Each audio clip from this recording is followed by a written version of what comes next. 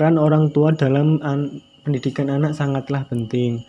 Lalu, seperti apa peran orang tua dalam pendidikan anak seharusnya? Peran orang tua dalam pendidikan anak sebenarnya akan berkembang seiring bertambahnya usia anak. Semisal ketika masuk ke jenjang pendidikan yang lebih tinggi, anak biasanya lebih bisa belajar sendiri tanpa didampingi, seperti ketika SD. Akan tetapi, sikap orang tua terhadap pendidikan dapat menginspirasi dan menyadarkan anak saat mereka menempuh pendidikannya. Jadi, pentingnya bagi orang tua untuk terlibat secara aktif dalam pendidikan anak-anaknya. Namun, bukan berarti orang tua memonopoli atau mengatur semua hal tanpa mempertimbangkan pendapat anaknya. Peran orang tua dalam pendidikan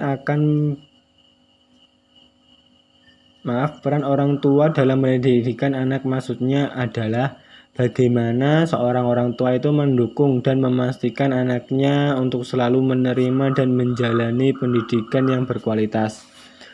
Dan orang tua pun perlu membuat anak menyadari untuk bahwa belajar itu suatu hal yang sangat penting dan juga menjadi suatu hal yang menyenangkan dan harus dilakukan.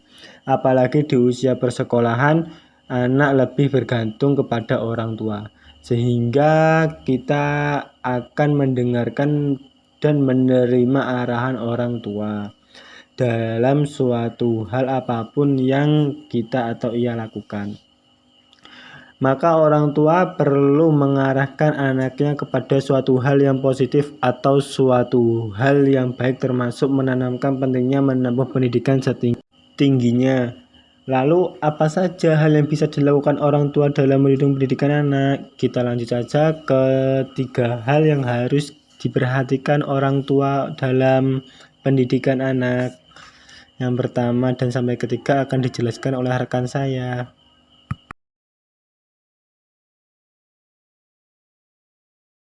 Yang pertama, memastikan anak sehat dan siap menerima pelajaran. Untuk bisa menerima banyaknya materi yang diajarkan di sekolah, kondisi tubuh anak harus prima. Siapa yang dapat memastikannya? Tentu saja orang tua. Jadi, pastikan anak cukup tidur di malam hari, makan makanan yang bergizi, termasuk membekalinya makan dan minuman yang cukup untuk di sekolah. Jika kesehatan anak optimal, pembelajarannya pun yang dijalannya di sekolah tentu akan jadi lebih lancar. Kalau anak tampak kurang sehat, jangan disepelekan, segera download aplikasi Halodoc untuk berbicara dengan dokter lewat chat sebagai pertolongan yang pertama. Yang kedua, jalin komunikasi dengan anak. Orang tua tentu tidak bisa tahu apa yang terjadi pada anak di sekolah. Jadi, ketika ia pulang, jangan lupa untuk mengajaknya ngobrol santai. Tanyakan apa saja yang terjadi di sekolah tadi. Apakah ada hal buruk yang terjadi atau apakah ada sesuatu yang menyenangkan. Jalinlah komunikasi yang baik dengan anak sehingga mereka terbiasa bercerita apa saja. Poin 3, lakukan kontak rutin dengan guru. Selain mendengarkan dari sisi anak, cobalah lakukan kontak rutin dengan guru untuk menanyakan perkembangan anak di sekolah. Apakah ada masalah yang mungkin tidak kamu ketahui, atau seperti apa kemampuan anak ketika menyerap materi yang disampaikan oleh seorang guru.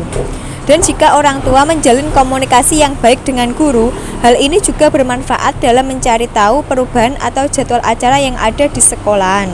Sebab ada kalanya anak lupa memberitahu jadwal ujian, rapat wali murid, atau acara penting lainnya.